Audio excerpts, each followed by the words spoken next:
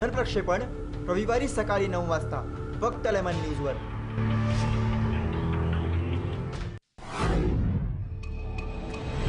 राहुल गांधी कहते हैं कि दागी नेताओं को बचाने के लिए लाया गया अध्यादेश बकवास है। राहुल जी वो काम करते हैं जो देश की जनता चाहती है। नमस्कार, मैं हूं सैयदन जैदी और आप देख रहे हैं लेमन न्यूज। आज हमारी चर्चा का विषय है, चिंता की बात यह है कि राष्ट्रीय सुरक्षा की कीमत पर राजनीतिक द्वंद्व लड़ा जा रहा है। तमाम फौजी जनरल आके ज्ञान बघारने लगे हैं। मैं लंबे आरोप लगाता हूं कि सैयदीन जैदी जो हैं वो चंद्रमा का आधा टुकड़ा काट के चुरा के अपने घर में रख लिए हैं। सफाई दीजिए। बहरहाल जो भी हो, भारत का सबसे ठंडा प्रदेश कश्मीर हमेशा की तरह एक बार फिर गर्म।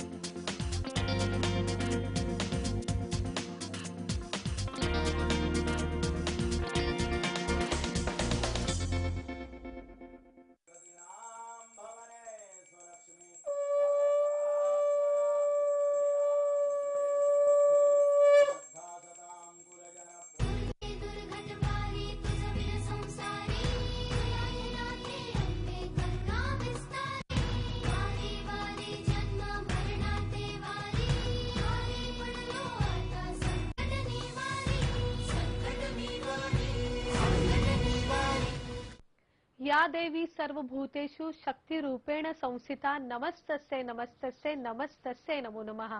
नमस्कार, मी क्षमा। लेमन न्यूज विशेषच्या आदिशक्ती या कार्यक्रमामध्ये आपलं स्वागत आहे। आज नवरात्र आहे, नवरात्रीचा पहिला दिवस। आज आहे घटस्थापनेचा दिवस आहे।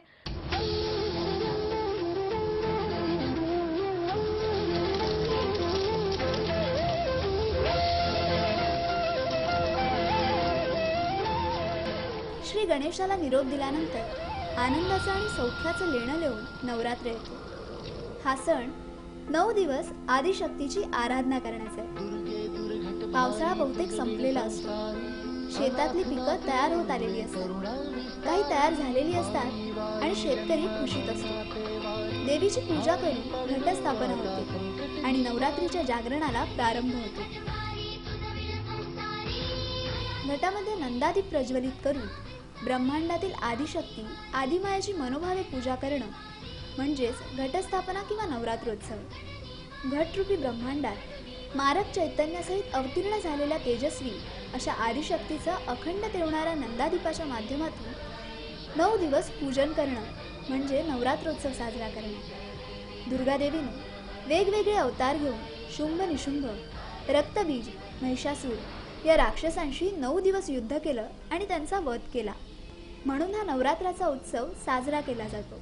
विजयादशमी हा तिच्या विजयाचा दिवस म्हणून साजरा होतो। नवरात्रोत्सवातली अष्टमी ही महाअष्टमी किंवा दुर्गाष्टमी म्हणून प्रसिद्ध आहे। या दिवशी दुर्गेची महालक्ष्मी स्वरूपात पूजा करतात। महालक्ष्मी, महाकाली आणि महासरस्वती ही दुर्गेची 3 महत्त्वाची रूपं। बंगालमध्ये काली देवीचे उपासक जास्त आहेत, त्यामुळे तिथे हा नवरात्र उत्सव विशेष प्रकारे साजरा केला जातो।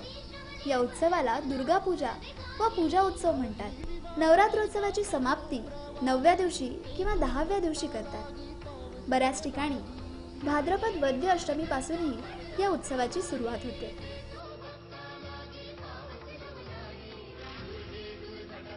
पूर्वी घटस्थापनेच्या दिवसापासून महाराष्ट्रात संध्याकाळी अंगणात भोंडला खेळून देवीचा जागर केला जायचा।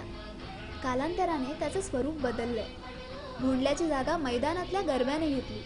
नवरात्र म्हणजे देवीची उपासना हा अर्थ बदलून दांडिया आणि गरबा एवढंच त्याचं ग्लॅमरस रूप पाहायला मिळतं। त्यामुळेच हे जगदंबे आधुनिकतेच्या मागे आपल्या परंपरा, संस्कार यांना विसरत चाललेल्या लोकांना सुबुद्धी दे। क्षमा राऊतसह अपूर्वा कदम, लेमन न्यूज, मुंबई। या घटस्थापनेचं काय महत्त्व आहे, घटस्थापना कशी करावी, या संपूर्ण विषयी आपल्याला माहिती देण्यासाठी स्टुडिओमध्ये आपल्याबरोबर उपस्थित आहेत पंडित राजकुमार शर्मा। आपण त्यांचं स्वागत करूया। नमस्कार पंडितजी। घटस्थापनेचं काय महत्त्व आहे हे जाणून घेऊयात पंडित राजकुमार शर्मा आपल्याकडून। नवरात्रों में 2 शब्दों का उपयोग होता है, एक होता है नव और दूसरा होता है रात्रि। यानी 9 रात इन 9 रातों को जब देवी की पूजा की जाती है उसको हम लोग नवरात्रा कहते हैं।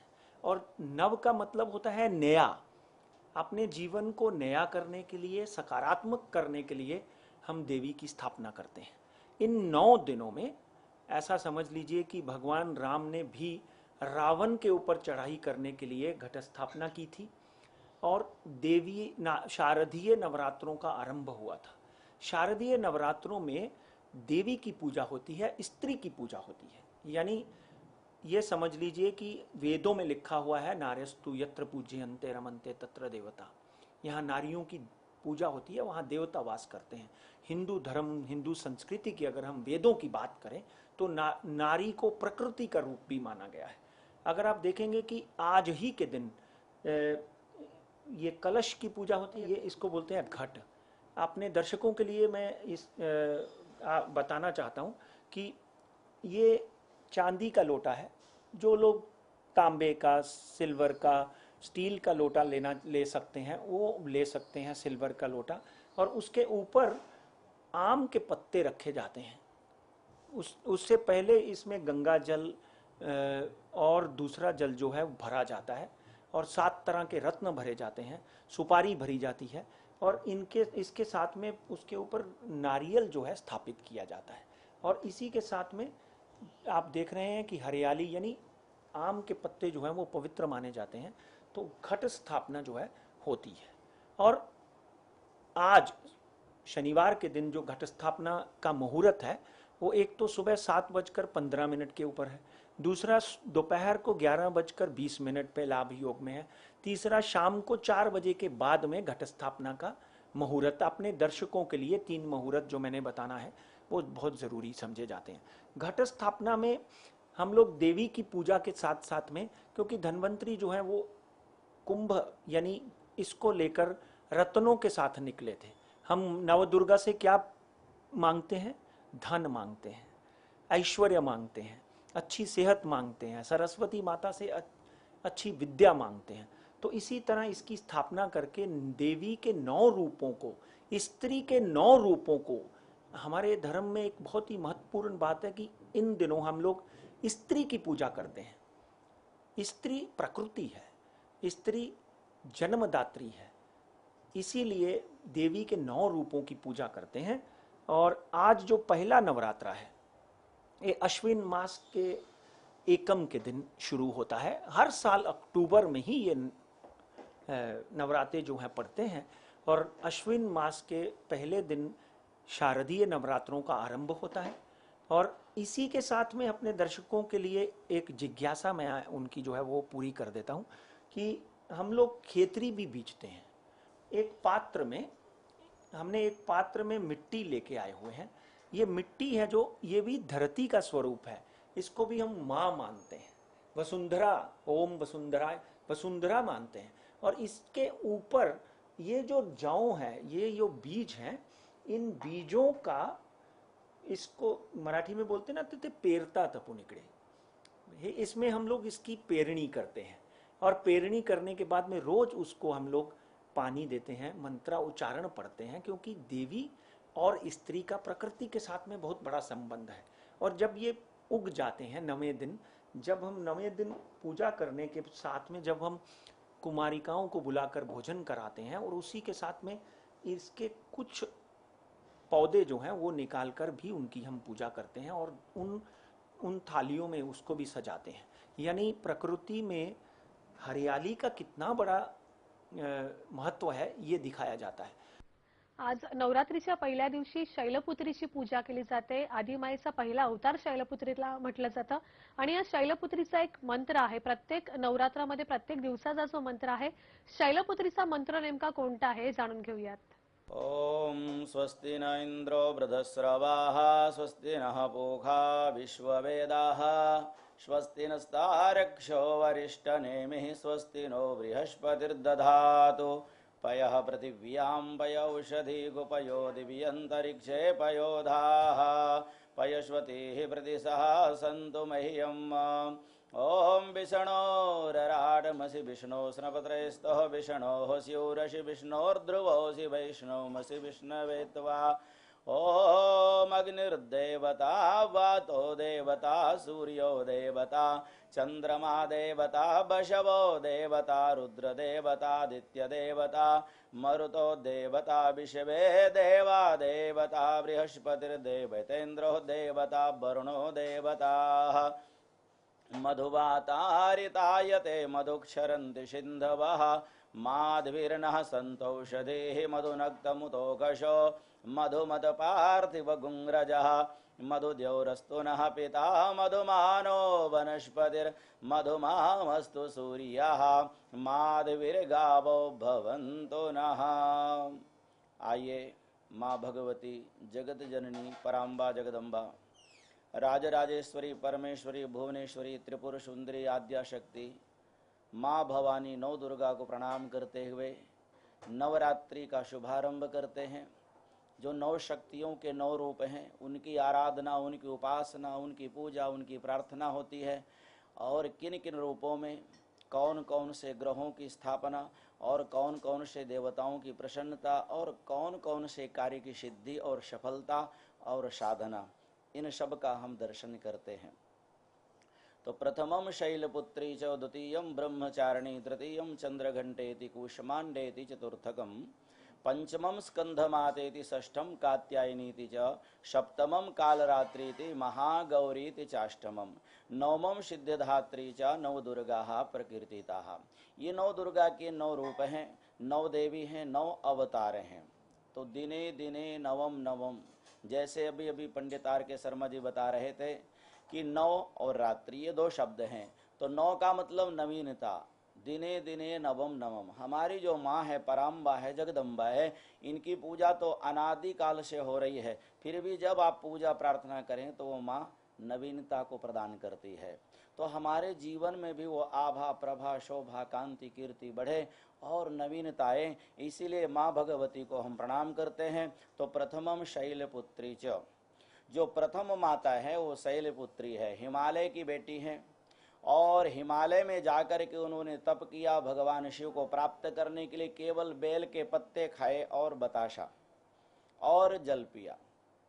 तो आज के दिन माँ भगवती पराम्बा जगदम्बा को बेल के पत्र और बताशा अर्पण करना चाहिए, साथ में नारियल अर्पण करना चाहिए। और विशेष महामंत्र है आज का, जो शैलपुत्री का मंत्र है, ओम सर्वमंगल मंगल्ये शिवे सर्वार्थ साधिके शरण्ये त्र्यंबके गौरी नारायणी नमोस्तुते। तो शिवे सर्वार्थ साधिके, सर्वार्थ में सब कुछ आ जाता है, रिद्धियां सिद्धियां सुख समृद्धियां आनंद परिवार व्यापार। तो जो भी इच्छाएं कामनाएं कीर्ति हैं आपके मनोरथ जो भी हैं, उनको माँ प्रथमम शैलपुत्री पूर्ण करें। इसलिए शैलपुत्री को हम प्रणाम करते हैं। विद्यार्थियों के लिए विद्यावंतम यशस्वंतम लक्ष्मीवंतम जन्म कुरु रूपम देहि जयम देहि यशो देहि दुशो देहि, ये दूसरा मंत्र है। और तीसरा मंत्र है घर परिवार में सुख समृद्धि के लिए, सौभाग्य और शांति के लिए, संतान के लिए, देहि सौभाग्यम आरोग्यम देहि में परमम सुखम रूपम देहि जयम देहि यशो देहि दुशो देहि। नवरात्रामध्ये पहिला दिवस जो असतो तो शैलपुत्रीचा मानला जातो। आदिमायेचं पहिलं रूप हे शैलपुत्रीचं असं या शैलपुत्रीची माहिती देणारा एक खास रिपोर्ट जो आहे तो आपण पाहूयात। देवी दुर्गेचं पहिलं रूप म्हणजे शैलपुत्री होय। नवरात्रीच्या पहिल्या दिवशी शैलपुत्रीचं पूजन केलं जातं। पर्वतराज हिमालयाच्या घरी जन्म घेतल्यानं देवीला शैलपुत्री असं नाव रूढ झालं। वृषभ वाहन असलेल्या देवी शैलपुत्रीच्या उजव्या हातात त्रिशूळ असून डाव्या हातात कमळ आहे। पूर्वजन्मी प्रजापती दक्षाची पुत्री असलेल्या सतीचा विवाह भगवान शंकरासोबत झाला। एकदा दक्षानं मोठ्या यज्ञ कार्यात सर्व देवांना बोलावलं, परंतु भगवान शंकरांना आमंत्रित केलं नाही। आहुती देताना भगवान शंकरांना सोडून सर्व देवांना आहुती दिली। देवी सतीला आपल्या पित्याच्या घरी यज्ञात जाण्याची उत्कट इच्छा झाली। भोलेनाथांनी सांगितलं की दक्ष आपल्यावर रुष्ट आहे, त्यामुळे आपलं तिथे जाणं योग्य नाही। देवी सतीला आपल्या आप्तेष्टांना भेटण्याची इच्छा असल्यानं भगवान शंकरांनी त्यांना परवानगी दिली। दक्षाच्या घरी गेल्यावर पित्यानं स्वागत करण्याऐवजी देवी सती आणि भगवान शंकराचा अपमान करण्यास सुरुवात केली। देवी सतीला मनस्ताप झाला. आपल्या आराध्याची अवहेलना बघून क्रोधाग्नीने तप्त झालेल्या देवीनं योगनिद्रेच्या माध्यमातून स्वतःला भस्म केलं. ही दुःखद बातमी कळताच भगवान शंकरांनी आपल्या गणांना पाठवून संपूर्ण यज्ञ नष्ट केला. तसंच अन्य देवांना आहुती ओकायला भाग पाडलं आणि दक्षाचा वध केला. यानंतर पुढील जन्मात पर्वतराज हिमालयाच्या घरी तिनं शैलपुत्री नावानं जन्म घेतला. पार्वती तसंच हैमवती ही सुद्धा देवी शैलपुत्रीचीच नावं आहेत. उपनिषदांमधील देवी महात्म्यानुसार हैमवती रूपात शैलपुत्रीनं देवांच्या गर्वाचं हरण केलं. शैलपुत्रीचा पुढे विवाह भगवान शंकरासोबत झाला. पूर्वजन्माप्रमाणे यावेळीही देवी शैलपुत्री भगवान शंकराची अर्धांगिनी झाली. या दिवशी आराधना करताना योगी मूलाधार चक्रावर ध्यान केंद्रित करून उपासना केली जाते.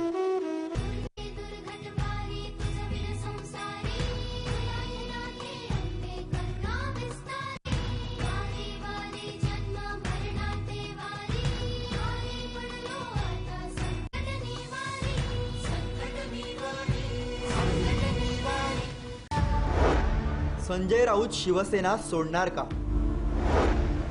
कोण आहे संजय राऊतांचा स्पर्धक? संजय राऊत का जपतात शरद पवारांशी संबंध? कोण आहे उद्धव ठाकरेंचा ब्रेन? संजय राऊत कोणाला घाबरतात? दिलखुलास संजय राऊत. पहा शनिवारी रात्री 8 वाजता आणि पुनर्प्रक्षेपण रविवारी सकाळी 9 वाजता फक्त लेमन न्यूजवर.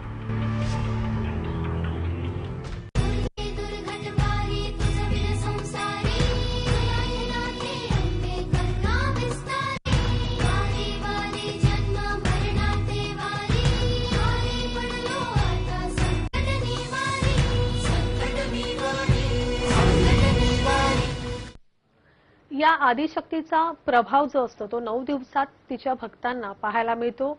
एका शक्ती रूपामध्ये 9 दिवस हे भारलेले असतात या संपूर्ण नवरात्राच्या उत्सवामध्ये आणि त्यामुळेच शक्तीचा हा जो प्रभाव आहे तो ग्रहांवर देखील पाहायला मिळतो. ग्रहांवर, राशींवर या आदिमायेचा प्रभाव या नवरात्रात कसा असेल याबद्दल आपण जाणून घेणार आहोत पंडितजींकडून.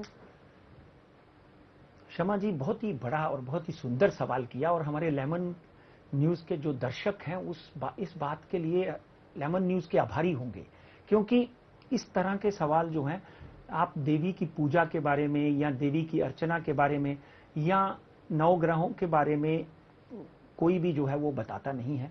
यहाँ पर आपने जो सवाल किया कि नवग्रहों का इसमें कैसे वर्णन किया जा सकता है. नवग्रहों की बात करें तो आप हैरान होंगे कि 9 ग्रह हैं, 9 देवियां हैं, 9 रंग हैं और नवरात्रे की 9 रातें हैं. यानी 9 के साथ में इसका कितना बड़ा तालमेल जुड़ा हुआ है. नव का मतलब होता है नया और रात्रि का मतलब होता है रात. नई रात जिस वक्त हम देवी को रिझाने की कोशिश करते हैं, डोल तमाशे और साथ साथ में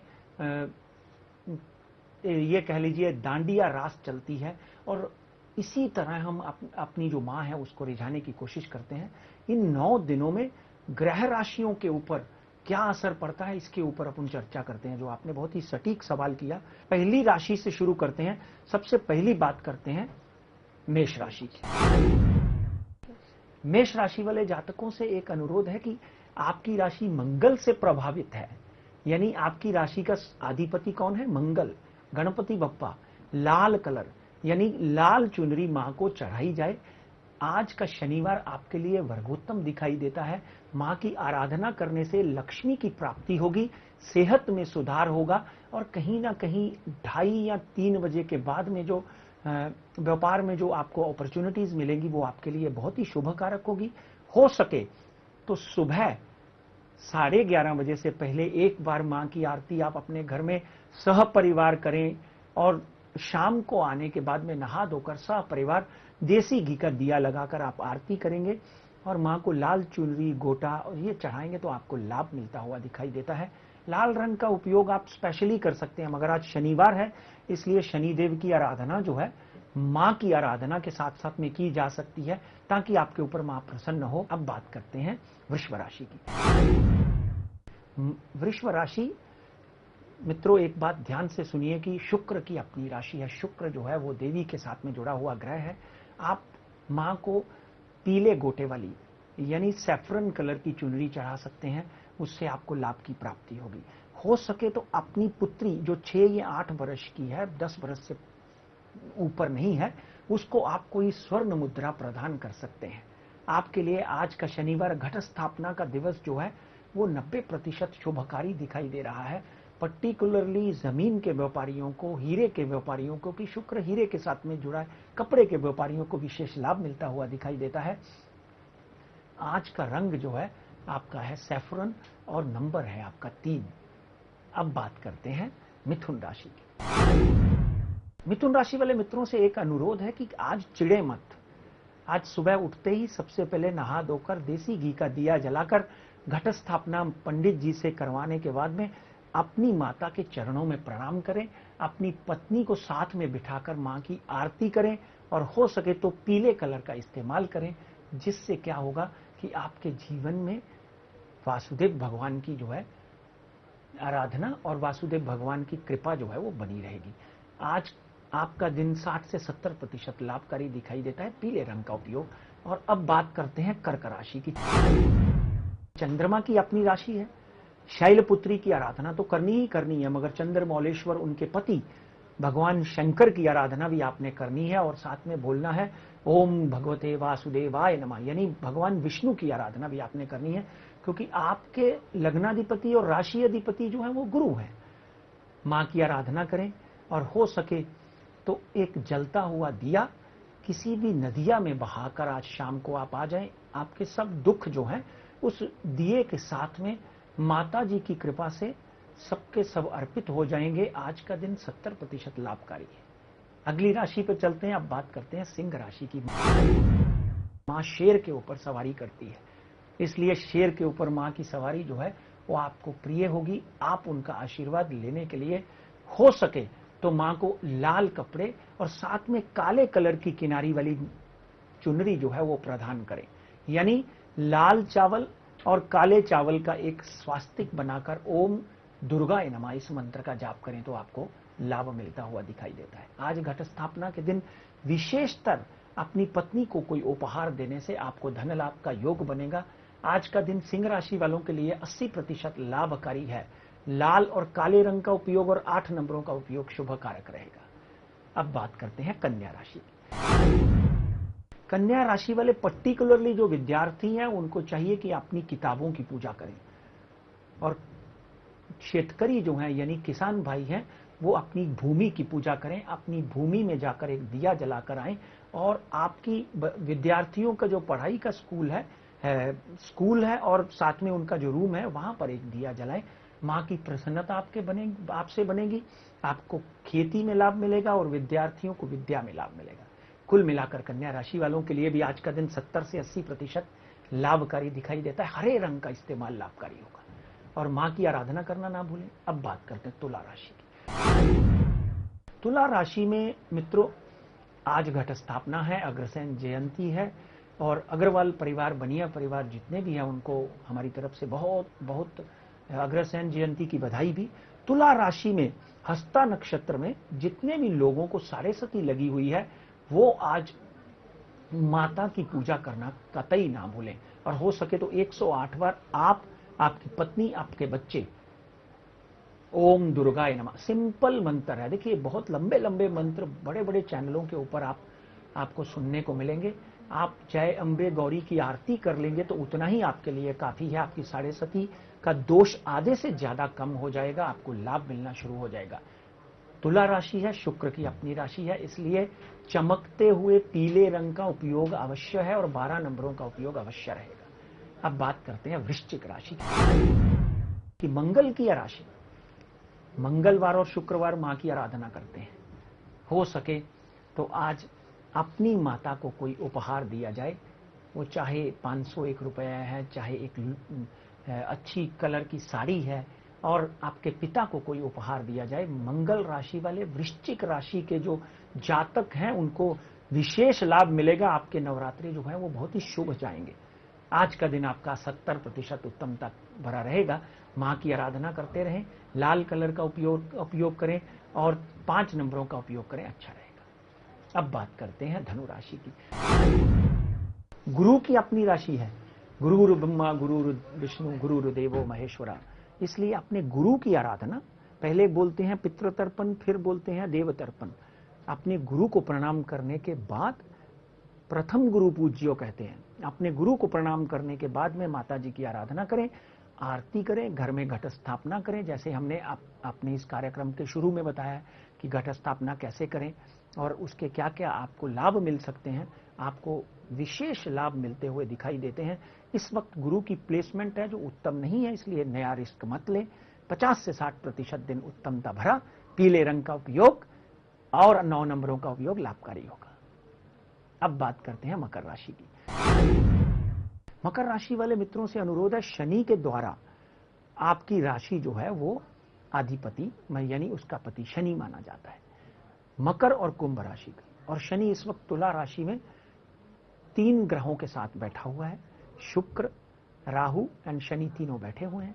इसलिए आप अपने स्वभाव में तलखी मत लाएं, अदरवाइज आपको महालक्ष्मी की इतनी कृपा हो रही है कि आपके जीवन में कहीं ना कहीं आपको जैकपॉट लग सकता है। ये 9 दिनों में उपवास करें मकर राशि वाले, मां की आराधना करें और हो सके गणपति बप्पा के दर्शन सिद्धि विनायक जाकर करें और हो उसी के साथ में महालक्ष्मी की आराधना। वहां पे 3 देवियां बैठी हुई हैं, आपको तीनों देवियों की प्रसन्नता मिलेगी। आज का दिन 60% लाभकारी, काले रंग का उपयोग, 8 नंबरों का उपयोग विशेषकर लाभकारी होगा।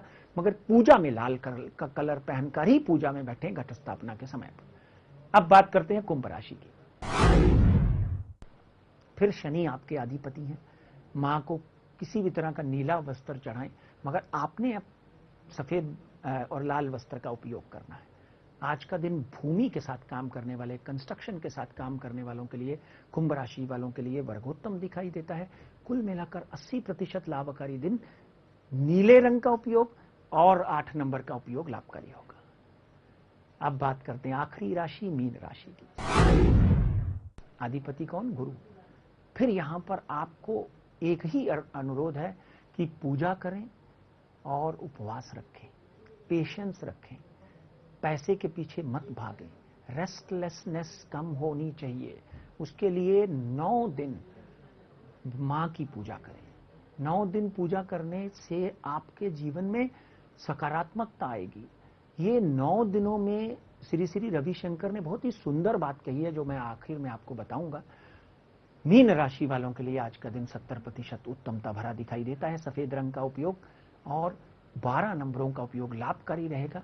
जितनी भी राशियां मैंने पढ़ी हैं उन सब से अनुरोध है, आपके रंग बेशक अलग अलग हैं और आज का रंग वैसे भी जो माता जी को पहनाया जाएगा, जो अपने यहाँ पे महालक्ष्मी को पहनाया जाता है, वो ग्रे है और ग्रे रंग राहु, शनि और केतु के साथ जुड़ा हुआ है। मित्रों, ये रंग आप भी पहन सकते हैं, मगर मेरा अनुरोध है कि पूजा में बैठने के समय कोई ना कोई लाल वस्तु, लाल रुमाल, लाल साड़ी, लाल चुनरी ग्रे के ऊपर जरूर पहनने, क्योंकि माता का परिधान लाल है। आजचा दिवस तुमचा कसा जाणार आहे याच्याबद्दल पंडितजींकडून तुम्ही आता जाणून घेतलेलंच आहे। तुमचं राशी भविष्य आजच्या दिवसाचं पंडितजींनी सांगितलेलं आहे। धन्यवाद पंडितजी या कार्यक्रमात सहभागी झाल्याबद्दल। गॉड ब्लेस, शुभम करोतु आता या कल्याण। कार्यक्रमामध्ये इथेच थांबण्याची वेळ झालेली आहे।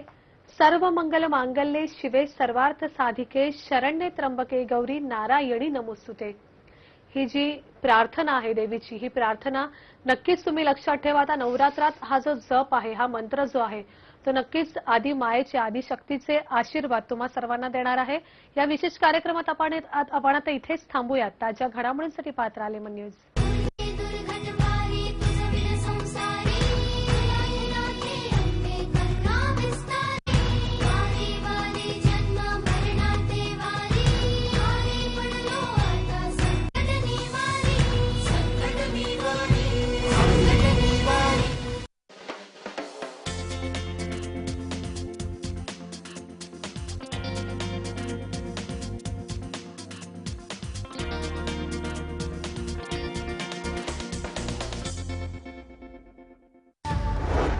संजय राऊत